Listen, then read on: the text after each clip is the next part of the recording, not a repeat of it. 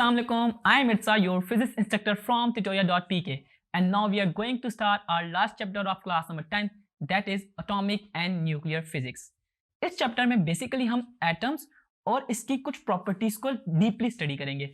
वैसे तो आपने अपनी केमिस्ट्री में एटम्स और इसको काफी डिटेल में देखा हुआ है, हम इसका जस्ट यहाँ पे एक ओवरव्यू देख रहे होंगे और इसके अलावा हम फिजन और फ्यूजन रिएक्शन को थोड़ा सा डिटेल में देखेंगे। अगर मैं आपको स्ट्रक्चर ऑफ एटम की बात बताऊं तो स्ट्रक्चर ऑफ एटम इस तरह है कि it consist of basically proton, neutrons and electrons. Proton और न्यूट्रॉन जो है वो एक न्यूक्लियस में प्रेजेंट होते हैं और इलेक्ट्रॉन्स जो होते हैं वो उनके गिर्द रिवॉल्व कर रहे होते हैं। अब वो जो इलेक्ट्रॉन्स होते हैं ना वो हमारे पास एटॉमिक नंबर को रिप्रेजेंट कर रहे होते हैं, जबकि हमारे पास जो नंबर ऑफ न्यूट्रॉन्स यानी कि हमारे पास वो जो है प्रोटॉन्स और न्यूट्रॉन्स वो हमारे पास एटॉमिक मास ऑफ एटम को शो कर रहे होते हैं। इसके अलावा हमारे पास एक टर्म्स यूज होती है एटम्स में आइसोटोप्स की। आइसोटोप्स से मुराद मेरी ऐसी है कि वो हमारे पास एटम्स या वो एलिमेंट्स जिनका जो एटॉमिक नंबर होता है ना वो सेम होता है but they have different mass number, यानी कि जो उनका एटॉमिक मास है वो चेंज होगा। अगर आप एग्जांपल लें हाइड्रोजन की तो इसमें हमारे पास प्रोटियम, ड्यूटियम एंड ट्रिटियम हमारे पास 3 आइसोटोप्स हैं। इनमें हमेशा हमारे पास जो नंबर ऑफ इलेक्ट्रॉन्स हैं वो एक है, यानी कि इसके जो शेल्स हैं उनमें हमारे पास एक इलेक्ट्रॉन रिवॉल्व कर रहा होता है, जबकि इसके न्यूक्लियस में हमारे पास डिफरेंट नंबर ऑफ न्यूट्रॉन्स हैं जो इनको एक दूसरे से डिस्टिंग्विश कर रहे होते हैं। और इसके बाद हमारा जो टॉपिक है वो है natural radio activity. Natural radio activity first time हमारे पास हेनरी बैकरेल ने डिस्कवर की थी इन 1896। इसने देखा कि एक एलिमेंट यूरेनियम जो है उसमें कुछ ना कुछ रेज इमिट हो रही हैं और वो रेज जो थी वो नेचुरली उसके अंदर से इमिट हो रही थी जो बाद में हमारे पास रेडियो एक्टिव रेज कहलाई। और इसी के फौरन बाद हमारे पास मैडम क्यूरी ने 2 रेडियो एक्टिव एलिमेंट्स डिस्कवर किए जिनमें एक रेडियम और पोलोनियम है। कि इन्होंने इसमें ऑब्जर्व किया कि कुछ एलिमेंट ऐसे हैं जिनके अंदर जो नंबर ऑफ रेज हैं वो ज्यादा इमिट हो रही होती हैं जो हमारे बाद में अल्फा, बीटा और गामा रेज कहलाई। बेसिकली रेडियो एक्टिव एलिमेंट्स होते क्या हैं, इनको डिफाइन ऐसे किया जाता है कि the spontaneous emission of a radiation by unstable nuclei is called natural radioactivity and the elements which emit such radiations are called radioactive elements। अब इसमें हमारे पास क्या है, इसमें हमारे पास कि जब हमारे पास एक रेडियो एक्टिव एलिमेंट होता है इसके अंदर से हमारे पास 3 डिफरेंट किस्म की रेज निकल रही होती हैं। जब भी हम उसको मैग्नेटिक फील्ड के अंदर प्लेस करते हैं हमारे पास अल्फा पार्टिकल, बीटा पार्टिकल और गामा पार्टिकल्स होते हैं। जो हमारे पास अल्फा पार्टिकल और बीटा पार्टिकल है ना वो डिफ्लेक्ट कर जाते हैं जब हम उनको फोटोग्राफिक फिल्म पे फॉल करवाना चाह रहे होते हैं, जबकि इनमें जो गामा रेज हैं वो किसी भी मैग्नेटिक फील्ड का लिहाज करते हुए बगैर वो उसी के अंदर से डायरेक्ट जिस डायरेक्शन में वो जा रहे हैं वो उसी में जाते हैं और उनमें किसी किस्म की डिफ्लेक्शन नहीं होती। अब इसमें बैकग्राउंड रेडिएशन है ना, बैकग्राउंड रेडिएशन से मुराद मेरी ये है कि ना ये ना हमारे एटमॉस्फेयर में होती हैं और ये इसी तरह मतलब जैसा सनशाइन और रेन वाटर ना इसी तरह होती हैं कि नेचुरल रेडियो एक्टिविटी हमारे पास डिफरेंट सॉइल्स और डिफरेंट एलिमेंट में से निकल रही होती हैं। और इसके अलावा जो रेज हमारे पास थ्रू एटमॉस्फेयर हमें आती हैं उनमें है कॉस्मिक रेज, फॉलआउट और रेडन गैस।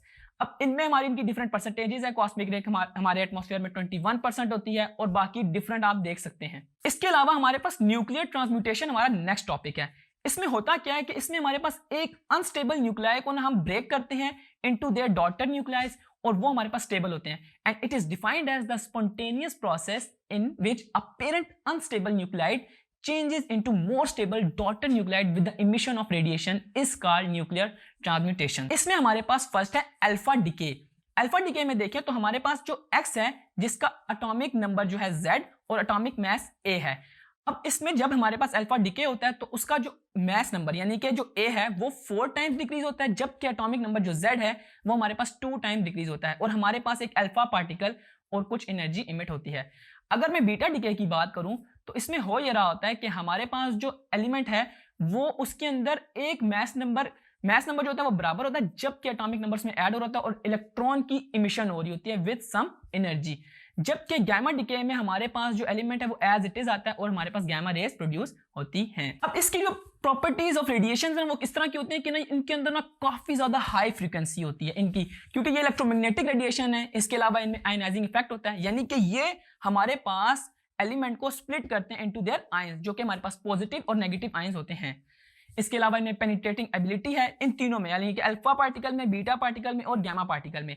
आप इस डायग्राम से इसको ऑब्जर्व भी कर सकते हैं कि जो हमारे पास रेडियो एक्टिव सोर्स है ना इसके अंदर से हमारे पास जो रेडियो एक्टिविटी या रेडियो एक्टिव रेज निकल रही होती हैं वो अल्फा रेज, बीटा रेज और गामा रेज की फॉर्म में होती हैं। जो अल्फा रेज होते हैं ना वो ना कुछ मटेरियल से ही रिस्ट्रिक्ट हो जाते हैं, जबकि बीटा रेज थोड़ी स्ट्रांग होती है और वो आप देख सकते हैं कि पेपर में से पास कर रही हैं, जबकि इनमें सबसे ज्यादा पेनिट्रेटिंग पावर हमारे पास गैमा रेज की होती है। गैमा रेज हमारे पास इवन वॉल्स तक के अंदर से पेनिट्रेट कर जाती हैं, जो कि हमारे पास एक नेचुरल रेडियो एक्टिविटी को शो कर रहा होता है। हमारे पास का नेक्स्ट टॉपिक है हाफ लाइफ। हाफ लाइफ को पहले डिफाइन करते हैं, फिर मैं आपको इसको समझाता हूं कि हाफ लाइफ जो है इसको डिफाइन किया जाता है the time during which half of the unstable radio active nuclei disintegrate is called the half life of the sample of the radio active element. यानी कि हमारे पास वो टाइम जिसमें हमारे पास एक रेडियो एक्टिव एलिमेंट डिसइंटीग्रेट होके आधा रह जाए, और इसको हम इस तरह डिफाइन करते हैं कि हमारे पास जो रेडियो एक्टिविटी ऑफ रेडियम है ना वो 16-20 ईयर्स है, और अगर आप रेडियो एक्टिविटी ऑफ रेडियम को देखें तो वो आफ्टर 16-20 ईयर्स हाफ रह जाता है, और उसी के फिर 16-20 ईयर्स के बाद उससे भी हाफ रह जाता है। यानी कि हमारे पास एक जनरल फार्मूला ये मान रहा है कि जो हमारे पास ओरिजिनल एटम्स को ना हम मल्टीप्लाई करते हैं 1/2 to the raise power t, और इसको मतलब कि अगर मैं प्रॉपर फॉर्म में बताऊं तो वो n is equal to n0 multiply 1/2 to the raise power t। अब इसमें है क्या, इसमें है ये कि जो हमारे पास t है ना वो हाफ लाइफ है, कितनी नंबर ऑफ हाफ लाइफ गुजरी है, जबकि n0 जो है ना वो ओरिजिनल एटम्स हैं।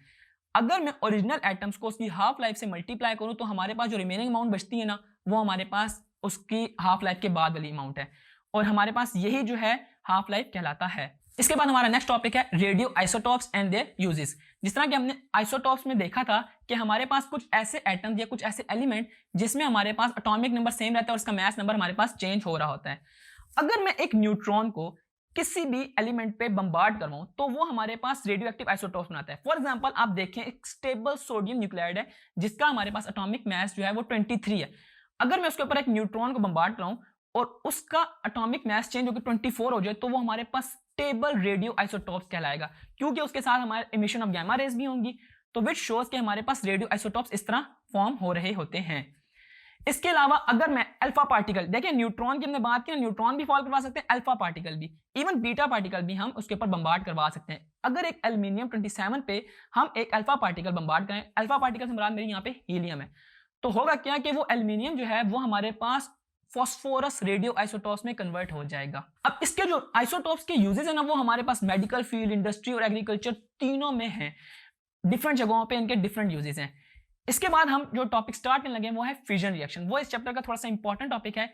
इसमें होता क्या कि बेसिकली फ्यूजन रिएक्शन जो है ना चेन रिएक्शन है, कि इसमें जब हम न्यूट्रॉन को किसी यूरेनियम पार्टिकल के ऊपर बम्बार्ड करवाते हैं तो वो आगे स्प्लिट होता है और वो चेन की फॉर्म को अडॉप्ट कर लेता है।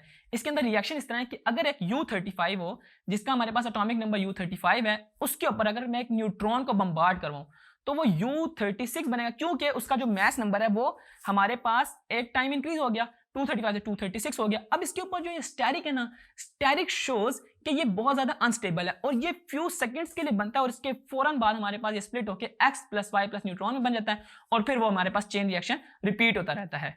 और इसी के साथ आप देखें कि अगर वो U35 के ऊपर हम बम्बार्ड करवाएं तो वो बेरियम भी बनता है और वो बेरियम क्रिप्टॉन के साथ 3 न्यूट्रॉन को प्लेस करता है। आप इस डायग्राम में इस चीज को बिल्कुल इजीली ऑब्जर्व भी कर सकते हैं। और हमारे पास इस चैप्टर का लास्ट टॉपिक है nuclear fusion.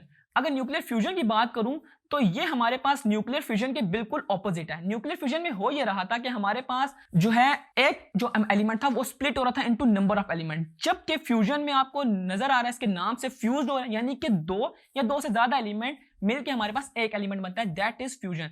And it is defined at when the light nuclei combine to form a heavy nucleus, the process is called nuclear fusion। और इसी न्यूक्लियर फ्यूजन रिएक्शन के साथ हमारा ये चैप्टर कंप्लीट होता है। आई होप आपको इसके तमाम के तमाम टॉपिक समझ आए होंगे। अभी तक के लिए इस वीडियो में इतना ही। See you in the next video with a new topic. Until then this is Irsa from tutorial.pk।